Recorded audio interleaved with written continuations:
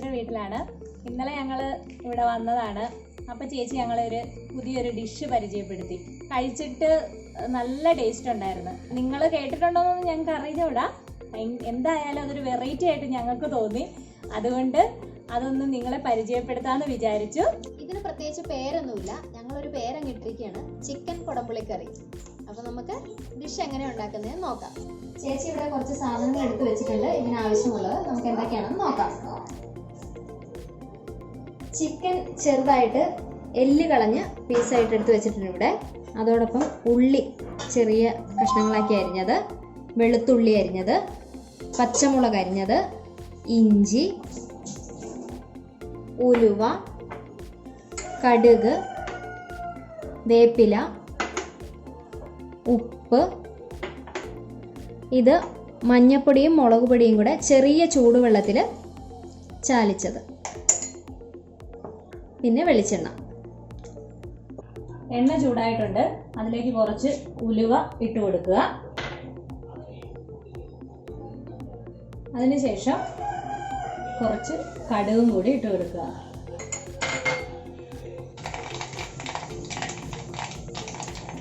പൊട്ടി കഴിയുമ്പോൾ കറിവേപ്പിലയാവും കേട്ടോ. മാറി വയ്ക്കട്ടെ. വേപ്പില ഇട്ടിട്ടുണ്ട്.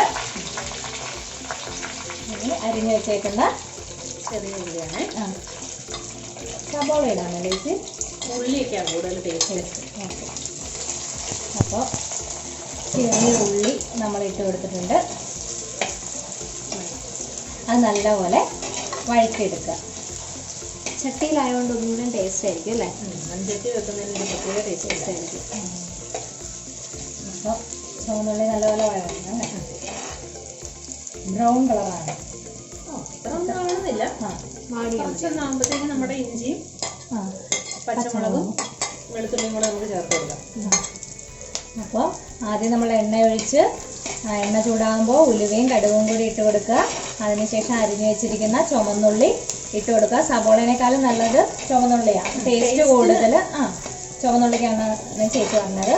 അതിനുശേഷം ചുവന്നുള്ളി ഒരു ഇച്ചിരി ഇതായി കഴിയുമ്പോൾ ഇഞ്ചി, വെളുത്തുള്ളി, പച്ചമുളകും കൂടി ഇട്ട് കൊടുക്കുക. കറിവേപ്പില.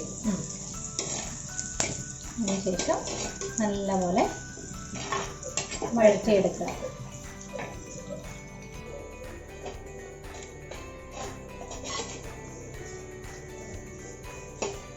അപ്പോൾ അത് ഏകദേശം വഴണ്ട് വന്നിട്ടുണ്ട്. നമുക്ക് ഇനി മുളക് പൊടിയും മഞ്ഞപ്പൊടിയും കൂടെ നമ്മൾ പേസ്റ്റ് ആക്കി വെച്ചിട്ടില്ലേ, അത് ഇതിനകത്തേക്ക് ചേർത്ത് കൊടുക്കണം. അപ്പോൾ നമ്മൾ പേസ്റ്റ് ചെയ്ത് വെച്ച മുളക് പൊടി മഞ്ഞപ്പൊടി ചെറു ചൂടുവെള്ളത്തിൽ അല്ലേ ചേച്ചി, അത് ഇതിലേക്ക് ഇട്ട് കൊടുക്കുക. എന്നിട്ട് അത് നന്നായിട്ട് ഇതുപോലെ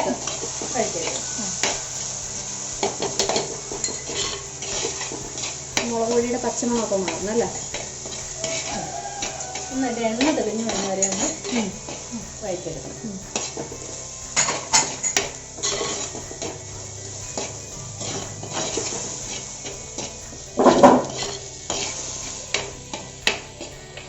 പറയാൻ മറന്നായിരുന്നു, കുടംപുളിയെ കുറച്ച് വെള്ളത്തിൽ നമ്മൾ ആദ്യമേ തന്നെ തിളപ്പിച്ച് വെക്കണം.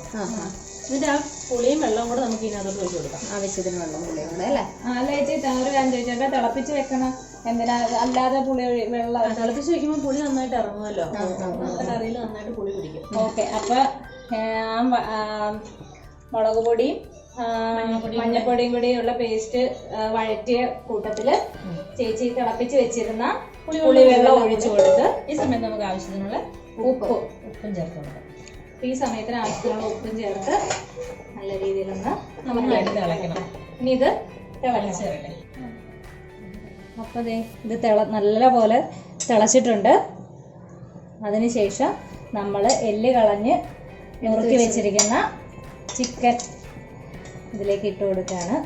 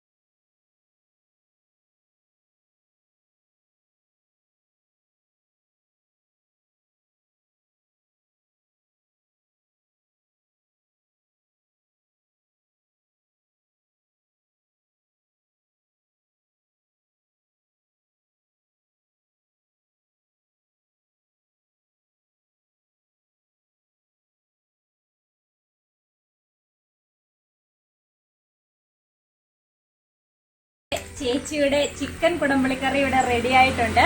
എല്ലാവരും ഒന്ന് ട്രൈ ചെയ്ത് നോക്കുക, വളരെ ടേസ്റ്റിയാണ്. എല്ലാവർക്കും വീഡിയോ ഇഷ്ടപ്പെട്ടെങ്കിൽ നിക്ക്. അതിനു മുമ്പ് ഞങ്ങൾക്കൊരു കാര്യം പറയാനുണ്ട്.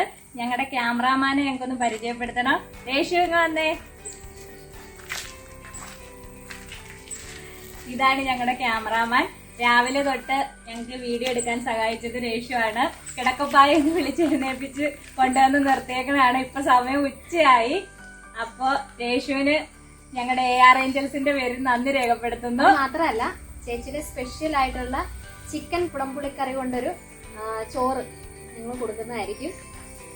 ഓക്കെ, അപ്പൊ നമ്മുടെ വീഡിയോ ഇഷ്ടപ്പെട്ടെങ്കിൽ ലൈക്ക് ചെയ്യുക, ഷെയർ ചെയ്യുക, സബ്സ്ക്രൈബ് ചെയ്യുക, തൊട്ടടുത്തുള്ള ബെൽ ഐക്കൺ എനേബിൾ ചെയ്യുക. എന്നാലേ ഞങ്ങൾ ഫ്യൂച്ചറിൽ അപ്ലോഡ് ചെയ്യുന്ന വീഡിയോസ് നിങ്ങൾക്ക് നോട്ടിഫിക്കേഷൻ ആയിട്ട് കിട്ടുള്ളൂ. മറ്റൊരു വീഡിയോയുമായി കാണുന്നത് വരെ ബൈ.